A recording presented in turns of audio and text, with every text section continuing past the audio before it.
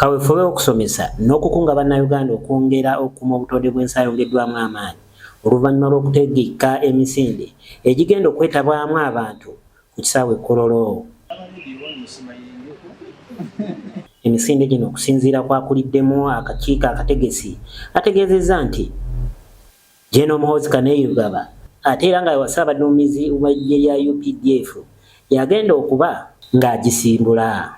Kusande eno kusaawe moyo kumakya tubasaba bannayuganda mwenna from all parts of Uganda mujje mwetabe mu misinde omuntu agenda okufulaginga ofu emisinde gino agenda kubeera General MK naye ng'ensonga enkulu egirimu encouraginga bannayuganda kulwanyisa climate change. Mwenna mulaba nti Uganda ekyuse nnyo awaali ebibira kati wakyaliwo bibira entobazi zemulaba zivudde ku yonoona gitwonoonamu ensi yaffe Uganda. Okusinziira ku Frank Gashumba, emisinde gino gyakuyamba nnyo abantu okwongera okumanya engeri y'okukuumamu obutonde bw'ensi ssaako n'okubutaasa. So omulamu omukulu ogw'olunaku olwo it's beyond okudduka kwencouraginga bannayuganda okuvaluwinga obutonde bw'ensi. Kino kyogera nnyo mu abaana abato abali below the age of 25 years.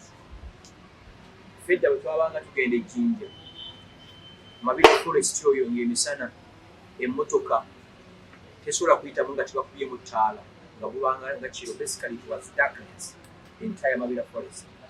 Naye kati ogiyitamu ng'ali mu Kampala.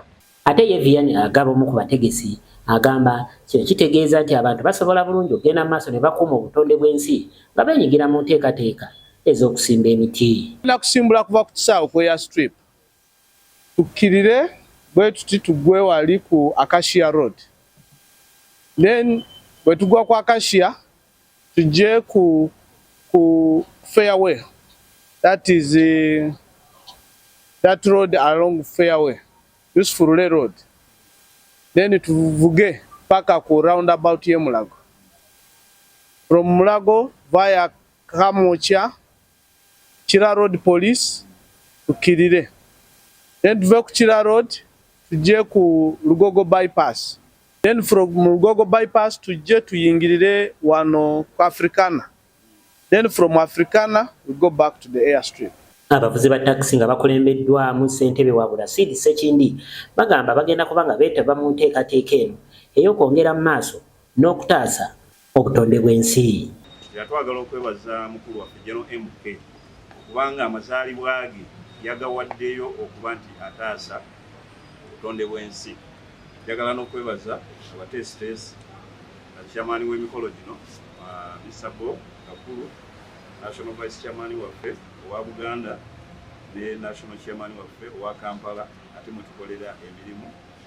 Emisinde gino gisuubirwa okubeerawo ku lunaku olw'Essande ennaku z'omwezi 13 era nga gigenda kuba nga gisimbulwa ku kisaawe Kololo.